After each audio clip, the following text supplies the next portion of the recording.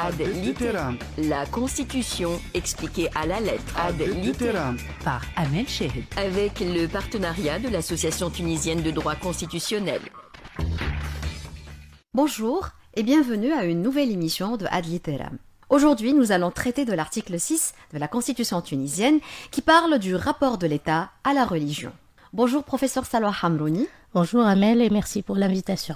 Merci à vous. C'est la professeure Salwa Hamrouni qui va nous apporter ses explications et ses éclaircissements sur l'article 6, mais ce sera fait en 2 épisodes, aujourd'hui et la semaine prochaine. Pour aujourd'hui, professeur Salwa Hamrouni, expliquons d'abord qu'est-ce que la religion dans le sens voulu dans la Constitution tunisienne. Permettez-moi d'abord de préciser que c'est un article, l'article 6 que nous allons commenter aujourd'hui, exprime parfaitement la nature du processus constituant, c'est-à-dire la recherche du consensus suite à un constat relatif aux tensions politiques, les assassinats politiques et les problèmes qui ont précédé l'adoption de cet article. Donc, en lisant cet article, il faut bien le remettre dans son cadre et se rappeler les circonstances dans lesquelles il a été adopté. La religion peut être définie de plusieurs manières. Je cite particulièrement une définition qui me semble être claire, celle de Durkheim, qui dit qu'il s'agit d'un système solidaire de croyances et de pratiques relatives à des choses sacrées. C'est une définition qui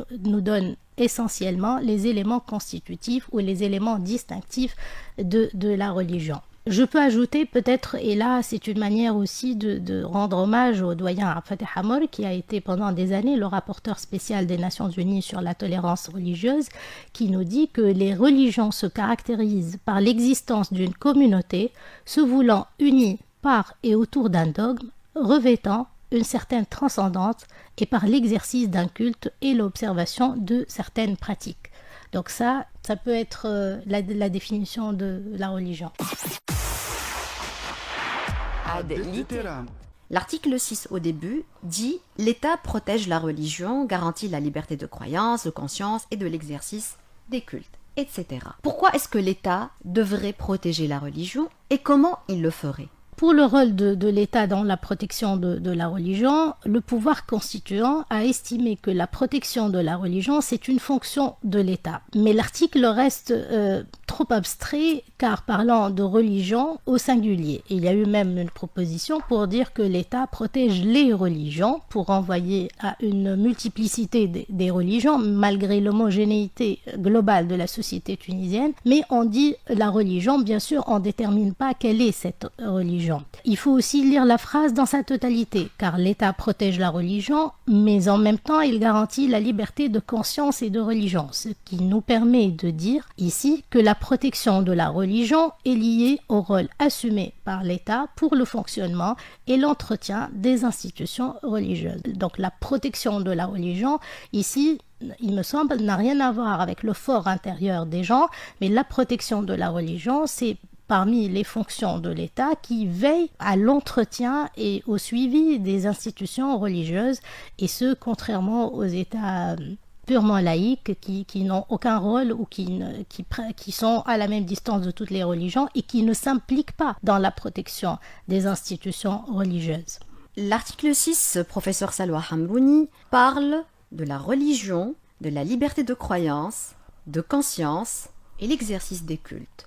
J'aimerais bien m'attarder avec vous sur ces 2 notions, la croyance, la conscience et l'exercice des cultes. Quelle est la différence entre la croyance et la conscience? Je crois qu'en arabe, c'est dit « hurriyat al-mu'taqad » ou « hurriyat al-dhamir ». Déjà, même au niveau des Nations Unies, aujourd'hui, la liberté religieuse est comprise dans un sens large. Cela nous renvoie, d'abord c'est une expression qui nous vient de l'article 18 de la Déclaration universelle des droits de l'homme, ainsi que l'article 18 du pacte relatif aux droits civils et politiques. Ça fait partie aussi de la liberté de penser. Donc on parle à la fois de la liberté de pensée, de conscience et de religion. Et ceci englobe la liberté de penser dans tous les domaines et les convictions personnelles et l'adhésion à une religion ou une croyance. La liberté de conscience couvre toutes sortes de convictions ou de croyances qui peuvent être théistes, non théistes, athées, ainsi que le droit de ne professer aucune religion ou conviction.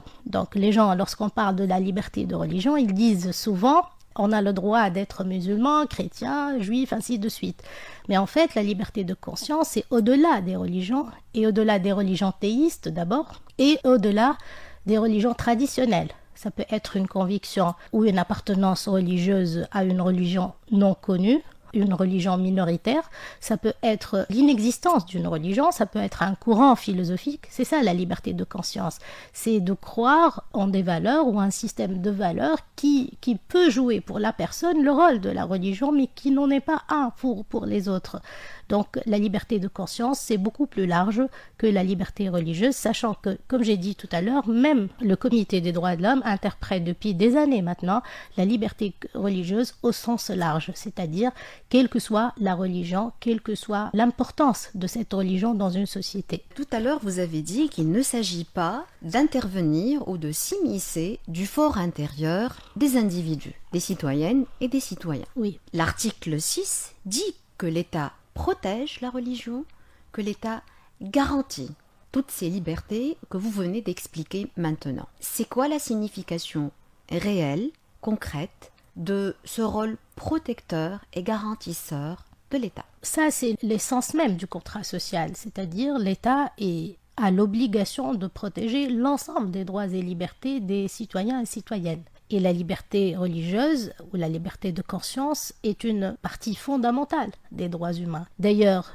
je profite de cette occasion pour rappeler que la liberté de conscience et de religion, c'est une liberté qui ne supporte aucune limitation. C'est une liberté absolue, c'est-à-dire même dans les circonstances exceptionnelles, même dans l'état d'exception, l'État n'a pas le droit d'y toucher. Contrairement à l'exercice du culte sur lequel je reviendrai tout à l'heure. Mais la liberté de conscience, c'est une liberté absolue. Et c'est dans ce sens que l'État a cette obligation de faire ou de réaliser cet équilibre dans une société qui n'est pas forcément homogène de ce point de vue. Donc l'État doit garantir le même droit pour les personnes qui croient dans telle religion ou dans telle autre religion, pour les personnes qui n'y croient pas, pour les personnes qui sont agnostiques, pour les athées, pour les gens qui changent de religion. C'est ça l'essence même de la liberté religieuse. Si l'État n'arrive pas à garantir ceci, cette liberté et cette diversité dans l'appartenance religieuse, c'est qu'il a failli à sa fonction fondamentale de protecteur et de garantissant de cette liberté. Oui, mais excusez-moi, si l'État n'intervient pas dans ces questions, comment est-ce qu'on lui demande d'être le garant de ces libertés? Normalement, il ne devrait pas intervenir, il laisse les gens exercer leur culte de manière libre. Non, comment l'État y garantit? Là, on arrive à une autre question qui est la liberté de l'exercice du culte. D'accord. Et j'ai dit tout à l'heure qu'il y a deux régimes juridiques différents. La liberté on arrive là à la différence entre liberté de religion et exercice du culte. D'accord. Exactement. La liberté de religion et de conscience, elle est absolue.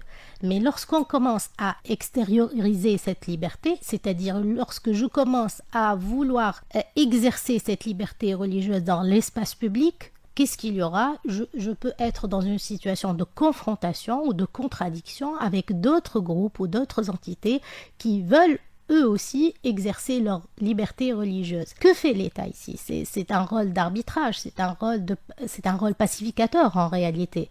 C'est-à-dire que l'État est dans l'obligation de me garantir à moi d'exercer le culte, ou ce que je considère comme partie fondamentale de mon culte, mais il doit faire en sorte que mon exercice de culte ne touche pas aussi à la liberté religieuse de l'autre. Donc tout est là, l'État est là pour garantir la liberté de conscience dans l'absolu, mais dans l'exercice du culte, il peut y avoir des limites. Et là, je vous renvoie à ce qui est prévu par l'article 49 de la Constitution, qui prévoit qu'on peut d'abord apporter des limites aux droits et libertés, mais que ces limites elles-mêmes sont conditionnées. Donc on ne doit pas toucher à l'essence même d'un droit, et les limites peuvent être fondées pour répondre aux exigences d'un État civil et démocratique, et en vue de sauvegarder les droits d'autrui, les impératifs de sûreté publique, la défense nationale, ainsi de suite. Donc ce sont des éléments fondamentaux pour limiter certaines libertés, y compris l'exercice du culte. D'accord. Nous allons nous arrêter ici pour cet épisode et on reprendra, professeur Salwa Hambouni, toujours avec l'article 6, avec les différentes parties qui restent dans le prochain épisode. Ad Litteram par Emel Shehed.